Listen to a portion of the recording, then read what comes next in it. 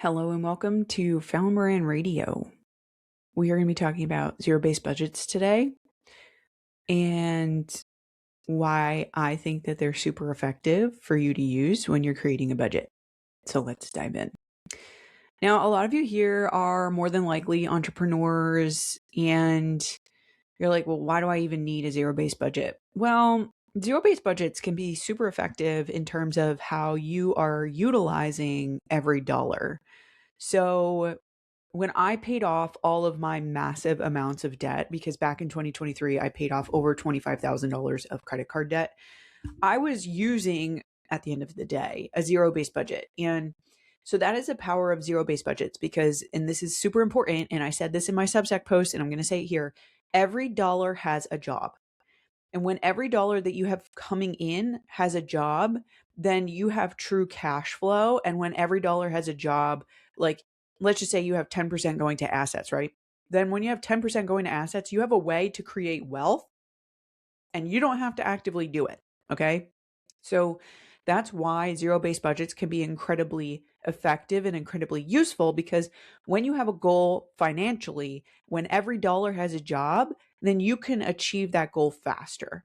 Now, I'm going to say this because it's super important to note that a lot of where your money goes in a zero based budget is also, it comes down to habit. Like, are you somebody who invests? Are you somebody who spends recklessly? Are you somebody who donates to other people? Are you somebody who's going to save more of it because you don't feel safe unless you have a certain amount of money set aside? Those four habits, we'll get into that in a different podcast episode, but they are going to drive what your budget is going to look like. They might drive the percentages, they might drive the spending, they might drive the saving. You understand what I mean? At the end of the day, every dollar has a job in a zero based budget because essentially, to make it super simple for you to understand, every dollar that you have coming in has a job to go out. And when we're applying this to a business, then you have true cash flow. And when you're also thinking about it in terms of a business perspective, then you also have a way to create an expense, which is going to lead to a potentially a tax deduction. And you want to have those tax deductions because the number one biggest thing that you're going to spend your money on is going to be taxes. Taxes are going to suck up all the money before anything else. So the more you can create a deduction for yourself, the more that you can follow the guidelines as to what you spend on so that it is a deduction, the less you have to pay in taxes. Let's take an example really fast. Let's say that you have a W-2 job, a 9 to 5 job, right? And you're a babysitter on the side. You have your own babysitting, business. And your babysitting business you have set up as you're working as basically like a solopreneur, right? So you're doing it as not an LLC, not something where you would have to necessarily file a business tax form, but you're going to add it into your 1040. Okay. If you're listening from a different country like Canada, you're going to have different tax forms. You're going to have a different way of going about filling out your taxes. I'm going about this in terms of American taxes. Okay. So let's say that you have your 9 to 5 and then you're doing a babysitting job on the side, right? When you go to file your taxes, let's say your 9 to 5 job, you make $50,000 a year. Okay. You're going to get taxed normally as you would as an employee. Okay. You're going to get probably upwards of maybe close to 50% taken out at the end of the day from your 9 to 5 job. But let's say in your babysitting business, that you go when you're done from work, you go back home, you clean up, you freshen up, but then you go from your house to your babysitting job, right? If you were to go to the gas station on your way to the house that you babysit, you could use that as a potential deduction. In addition to that, if you get your tires done, if you get your, oil changed, you could also effectively use your car payments towards the tires, not necessarily the car payment itself, right? Because you're using the car for multiple things. If you're using the car to drive to the W-2 job and you're using your car to go to the babysitting job, you can't really deduct the car payment. That's not allowed. But if you got the tires done and you got the oil change done and you're using the car and you're going to get the tires done on the way to the babysitting job or coming home from the babysitting job, or you're getting gas or you're getting the oil change, then you could potentially use those payments as a deduction because you're still using the car to get to your job. And that car is allowing for you to have this side hustle or this, solopreneur business, if you will. So there is a potential for you to deduct those particular things that you spent money on from what you would ultimately pay in taxes, your big, at the end of the day, tax bill, right? Now, let's say, you're still this babysitter, right? But let's say that you're at the house and, you realize, oh, if I had this planner, then it would help me organize when I can go to my babysitting gigs, right? And you decide, okay, while you're watching these kids, you're going to place an order on Amazon for a planner. That planner becomes a tax deduction because number one, you're on the job. Number two, you're using it for your business. And number three, it's technically considered office supplies. So you could go into that particular, tax deduction, and you could, take that off of what you're going to essentially pay for at the end of the day.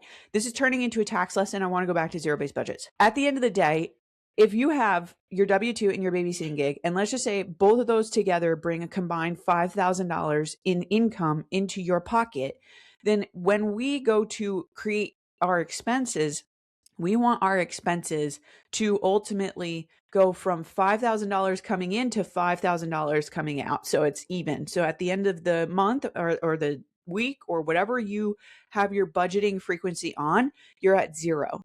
Because when you have every dollar having a job, then that dollar is going to go towards your debt, or it's going to go into an asset, or it's going to go someplace that you know that you need for it to go to be able to do what you need to do. And ultimately, this is really another important thing that creates cash flow.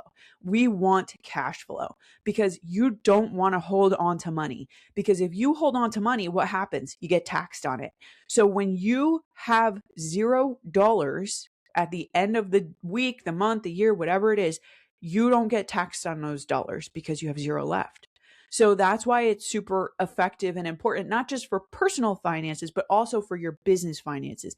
Because when you have every dollar going out in a job, then it will not create a tax payment. So what is an effective way for you, or what are effective percentages potentially for you to put your money towards in a zero-based budget? All of this is going to be up to you. There's a really good book. It's called The Psychology of Money, and it explains how money is essentially just habits. How you are with your money boils down to, at the end of the day, how you are habitually as a person. And we could go into the other dynamics here of, okay, cost of living, and okay, geographically where you're located, then it's going to affect cost of living and price points and everything. Yes, we can go into that. That's way more in depth than what this is. But at the end of the day, you want to be able to feel comfortable and secure and safe with the amounts that you've set aside. So I'm going to just use myself as an example. Back in 2023, when I paid off all of that debt, over $25,000 of credit card debt, what happened was I took a majority of my income, probably upwards of 55%, if I have to go through and do the numbers right now, and I put it towards my debt. That was how I was able to do it. Because if you think about it, that's almost $2,000 a month going right to debt, which is insanely high. And I was living with my mom at the time. So the only really two things that I had to pay for, maybe three, were my car and the insurance. So the car and the car insurance, and formula, if I needed to pick up formula for Penelope, which Penelope was breastfed for 6 months. So I didn't really spend a whole lot of money on formula. I spent maybe 6 months worth of money on formula. So anything that I needed to get for Penelope, food or milk wise, that was my next payment. And then if I needed to buy myself underwear or socks, whatever the case may be, to, take care of myself, I didn't have to pay rent. I didn't have to pay for electric. I didn't have to pay for gas because I was working for a company that covered the gas in my car. But I was paying for the things that I was using for myself or caring for and nurturing myself. So that is how I was able to put more money aside. Now, did I put a portion of my money aside for assets? Yes, I did. It was not 10%. It was like, 1%, maybe even like a half a percent. But I felt that it was still really important that I put money aside into my investments because it comes down to, like I said, the habit. And even when you have very little money, it is important to put money into an asset because the only thing that you really own at the end of the day is going to be the asset. The asset is going to be compounding in interest and compounding in money and value over the course of time because an asset averages an 8% return. Now there's differences in terms of where you're putting it, if it's in, public stocks or if it's in private equities. There's different conversation for a different day. But at the end of the day, if you put any money into an asset, then you're going to see a return on that money versus the dollar that you have in your pocket right now. It is inflating currently. And last year alone, the dollar lost 10% of its value. So that is why it's super important that you have every dollar having a job, because when every dollar has a job, whether it's paying off debt or, putting food on the table or putting the roof above your head or, compounding money in and of itself, then what you're doing is you're allowing for growth of finances over time. Now, let's back up a second, because sometimes what you might find is that you're going to spend on something that is considered an investment, like maybe a coaching program or a course or, a digital product. And you're going to be like, well, I just spent money on that and now I'm in debt. Let's just say it's a $37 digital product. Or you know what? Let's even better. Let's just use my $27 Notion template that I have available as a digital product in my Stand store. Okay. You are looking at my digital product as something that you're spending money on, as something that's going to put you in the negative. However, there's two main reasons why it actually is not putting you in the negative. Number one, it's a tax deduction. Okay. You can use that for your business. And then at the end of the year, if you were to go and you were to say, oh yeah, I use this template for, 70% of the year, and I bought it in March, 70% of the year, I use this template for my business to run my business, okay, because it has all of the tasks and the offers and the project management included in there, then you could effectively take that $27 and deduct it from your business taxes at the end of the year, okay? Just saying. Number two, what you are also doing is investing in yourself. That's more of like the coaching and, the courses kind of thing. It's an educational expense. You can still deduct it from your taxes. But when we're looking at investing in yourself, you're actually not losing money. You're actually not in the negative. And I know that that's a double negative, and the subconscious mind is like, whoa, double negatives. However, it's really important for you to hear this. When you invest in yourself, while it may seem like money has been taken from you, it has actually helped you acquire a skill and learn a lesson. And the reason why that's super important is because now, when you go in the future to purchase something, whether it's a coaching course or, a digital product based course or whatever the case may be, then you take those lessons and you take that, learning, that knowledge, that skill with you into what you are doing. Okay. So let's just say, for the sake of an example, you bought a course on Facebook ads. Okay. You learn everything from that course about Facebook ads. It costs you, I don't know, $1,200, right? You might be like, oh, well, now I'm $1,200 in debt and I put it on my credit card and I'm paying interest. Yeah, paying 30% interest sucks. Like, it sucks. I have been there. I am still kind of there. It sucks. And now I have a skill out of that, the Facebook ads skill, that I can go onto Facebook ads for myself and I can start putting ads out for my books, my courses, my digital products, my coaching, right? You can take that skill and apply it forward. And you also have a lesson.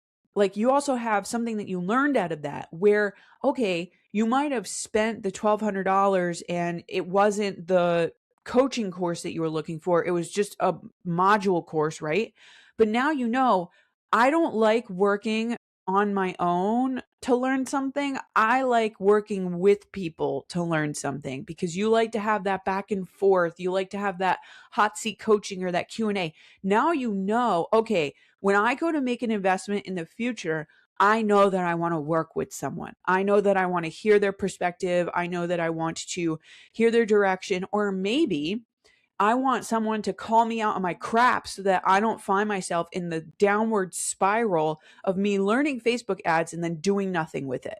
Because when I work with someone, then someone's going to be like, listen, what I see you doing right now is you're getting in your own way because you're afraid to put your words onto an ad and then post it because you don't want to stir the soup or stir the pot, whatever the phrase is. That coach will effectively call you out on it and say, if you want to get where you want to go, you got to say what you got to say. And if people like it, great, you're going to go where you want to go. And if people don't like it, those aren't your people. And I had to have that conversation a few times. Okay. So that's why, even though it feels like you're going in the negative, it's not, because you're actually acquiring value and skill for yourself. And the best thing that you can do is invest in yourself, because at the end of the day, the person who's going to push your income, push your limits, push your life forward is you. So it's important that you take responsibility for it. Okay, back to the zero-based budget thing. Every dollar has a job. What comes in and what goes out at the end of the day is zero, whether it's the end of the day, end of the week, end of the month, end of the year. You have spent every dollar. Okay, that's a zero-based budget. I got a little sidetracked, and I'm sure you heard it. I still think that those sidetrack conversations are still very valuable and relevant in the conversation. And if you're interested in more of those kinds of episodes, then be sure to let me know in some way, shape, or form, whether it's an email, whether it's a direct message, whether you're talking to me on the phone, whether it's through Telegram, whatever the case may be.